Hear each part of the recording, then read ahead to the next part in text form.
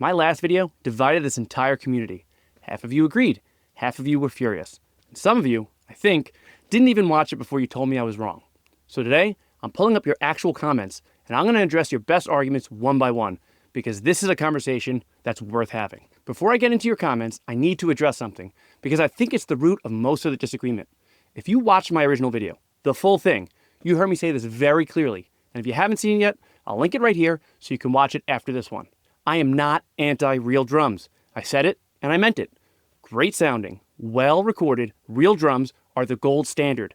That is the goal. That's always been the goal. I even made that its own chapter in the video because it's that important of a preface. I have multiple videos on this channel dedicated to helping you record real drums at home.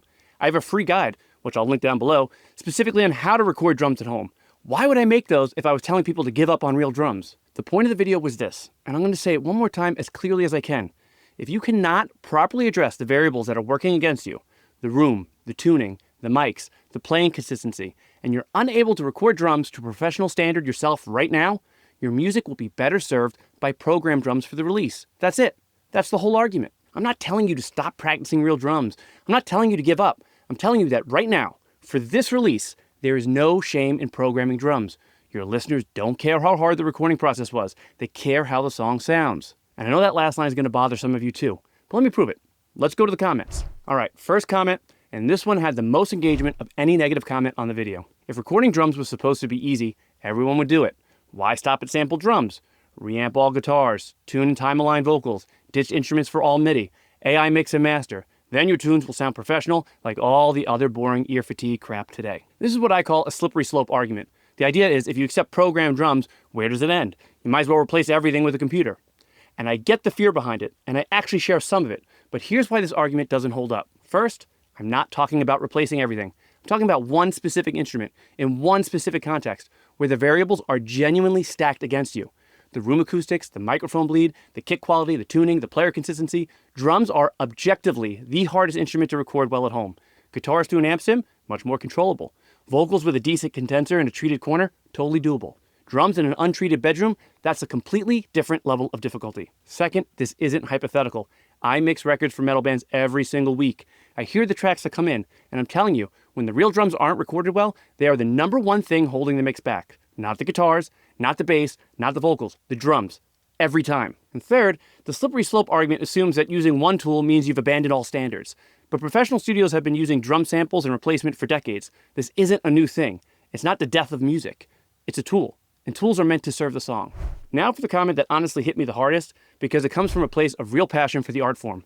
And I respect that. Modern metal is so sterile, lifeless, and generic. I'm beyond sick of hearing programmed drums on everything. This is exactly the kind of mentality that I feel is destroying art. I hear you. And honestly, I partially agree. There's a trend in modern metal toward hyper-polished, grid-locked, identical-sounding production. And that's a valid criticism of the genre right now. But here's where I think the logic breaks down. The sterility problem isn't caused by the tool. It's caused by how the tool is used. Programmed drums can have dynamics. They can have groove. They can have variation.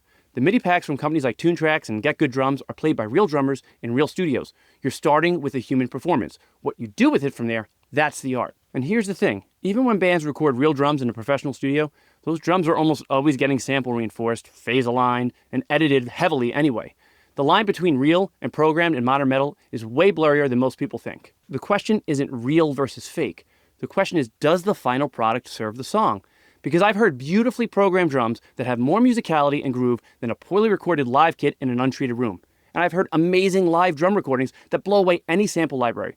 Both can be great, both can be terrible. It depends on the execution. So when I say there's no shame in programming drums, I'm not saying abandon artistry. I'm saying choose the tool that serves your music best right now. That's not destroying art. That is art.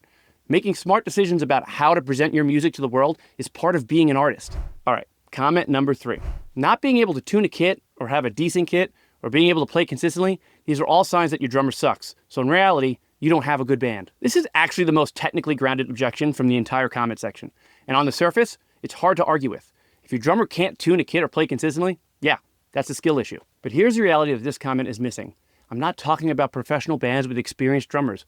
I'm talking about the bands that make up the vast majority of the independent metal scene. Self-recording projects, bedroom producers, bands where the drummer might also be the guitarist who program the parts because they don't have a drummer. And even when there is a dedicated drummer who can play, the room is still a problem. The microphones are still a problem. The preamps, the bleed, the phase issues, those are engineering problems, not playing problems. A great drummer in a bad room with bad mics will still produce a recording that's really hard to mix well. So yes, if your drummer is great, your room is treated, your mics are placed properly, and your kit is tuned, record real drums. Absolutely. I said it in the original video. I have tutorials on this channel showing you exactly how to do that. But if those variables aren't there yet, trust the process. Program the drums for this release. Keep practicing the recording craft, and when you can do it at a professional standard, switch to real drums and never look back. And by the way, if you're in that stage where you're still learning to record drums, I built a free guide specifically for that. It covers mic placement and how to get the most out of a basic setup. It's in the description. Go grab it. So let me bring this all together because I think the core disagreement here actually comes from a good place. People who push back on my video, most of you care deeply about the authenticity of metal music, and I respect that more than you know. I feel the same way. But caring about authenticity doesn't mean clinging to a process that's actively hurting your final product. The goal is a great record. That's it.